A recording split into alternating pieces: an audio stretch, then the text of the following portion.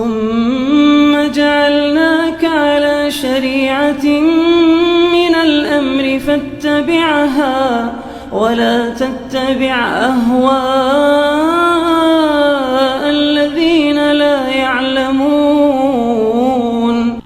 فالسنة تفسر القرآن وتبينه وتدل عليه وتعبر عنه وما وصف الرسول به ربه عز وجل من الأحاديث الصحاح التي تلقاها أهل المعرفة بالقبول وجب الإيمان بها كذلك.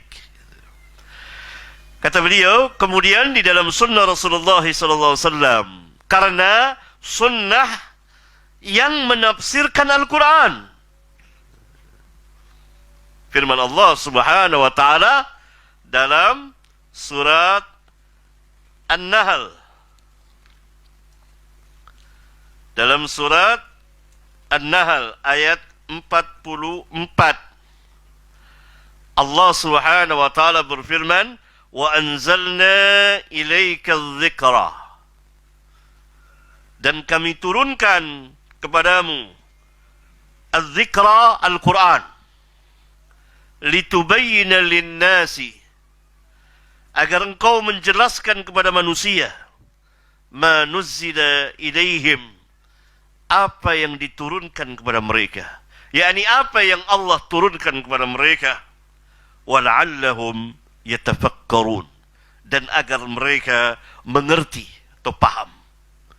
Ayat yang mulia ini merupakan sebesar-besar ayat yang menjelaskan kedudukan sunnah atau hadis di dalam Islam sebagai hukum Islam yang kedua, dan fungsinya adalah sebagai penafsir yang memberikan penjelasan terhadap Al-Quran. Pertama, Allah berfirman, wa anzalna ilaika dzikra, dan kami turunkan kepadamu az-dzikra. Az-dzikra adalah salah satu nama dari nama-nama Al-Quran. Al-Quran mempunyai 4 nama. Pertama, namanya Al-Quran. Dia diulang-ulang di dalam Al-Quran, nama Al-Quran. Yang kedua, namanya Al-Kitab. Dalam surat Al-Baqarah, ayat pertama, kedua, Zalikal Kitab. Dan diulang-ulang Al-Kitab dalam Al-Quran. Yang ketiga, namanya Al-Furqan. Bahkan ada surat Al-Furqan. Yang keempat, namanya Az-Zikru. Selebihnya adalah sifat-sifat Al-Quran. Az-Zikru disebutkan di ayat yang lain dalam surat Al-Hijr ayat 9. Inna nahnu nazzalna dzikra wa inna lahu lahafizun. Sesungguhnya kami yang menurunkan az-dzikra, yaitu Al-Quran, dan kami pula yang menjaganya atau memeliharanya. Di sini katakan wa anzalna ilaika dzikra. Kami yang menurunkan kepadamu, dan kami turunkan kepadamu Al-Quran, Az-Zikra.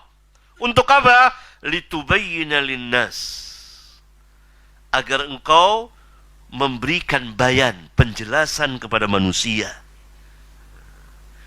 Jadi Rasulullah SAW mubayyin, yang memberikan penjelasan.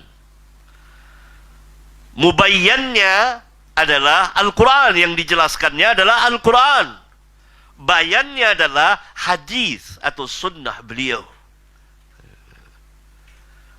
kepada manusia, apa yang Allah turunkan kepada mereka. Untuk apa tujuannya?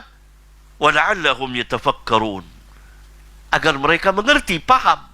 Berarti kalau tanpa sunnah, pegang Al-Quran saja, tanpa sunnah, manusia tidak akan paham tentang Al-Quran. Harus beriringan, tidak boleh terpisah antara Alkitab dan Sunnah, berjalan bersama. Karena Allah turunkan Al-Quran kepada Rasulullah SAW agar Rasulullah SAW menjelaskan kepada manusia. Apa yang dijelaskan oleh Rasulullah? Pertama, ayat Al-Quran ketika turun Rasulullah menjelaskan. Tidak beliau sembunyikan walaupun sehuruf. Dan dicatat oleh para sahabat. Yang kedua penjelasan beliau, makna atau maksud dari ayat-ayat Al-Quran. Beliau menafsirkan Al-Quran tidak seperti ahli tafsir per ayat, tidak. Tapi secara keseluruhan. Ketika Allah memerintahkan salat, beliau ikut memerintahkan salat. Ketika Allah berbicara tentang tauhid, beliau ikut berbicara tauhid. Ketika Allah melarang kesyirikan, beliau juga ikut dan menjelaskan, dan begitu seterusnya. Ketika Allah memerintahkan salat dan tidak diterangkan bagaimana caranya, maka beliau mengatakan, "Sallu kama ra'aitumuni usalli." Salatlah kalian sebagaimana kalian melihat aku salat. Dalam hadis sahih riwayat Al-Imam Al-Bukhari. Beliau menjelaskan dari takbir sampai salam. Ya, ini sunnah kedudukannya besar sekali. Karena itu orang yang mengingkari sunnah, tidak mau memakai sunnah, cukup Quran saja, dan mereka menamakan diri mereka Quraniyun, orang-orang yang hanya berpegang dengan Quran saja, ijma' ulama kufur. Karena tidak mungkin dapat mengamalkan Islam tanpa sunnah. Itu Syekh mengatakan, "Fas-sunnatu tufassirul Qur'an." Sunnah, karena sunnah yang menafsirkan Al-Quran. Dan watubayyinuhu, memberikan bayan, penjelasan. Watadullu alaihi, dan yang menunjukinya. Watu'abbiru anhu, dan mentakbirnya. Wama wasafa ar-rasulu bihi rabbahu azza wa jal min al-ahadithis sihahi allati talaqqaha ahlul ma'rifati bil qabul. Maka apa-apa yang Rasulullah sallallahu alaihi wasallam sifatkan Rabbnya azza wa jal dari hadis-hadis sahih.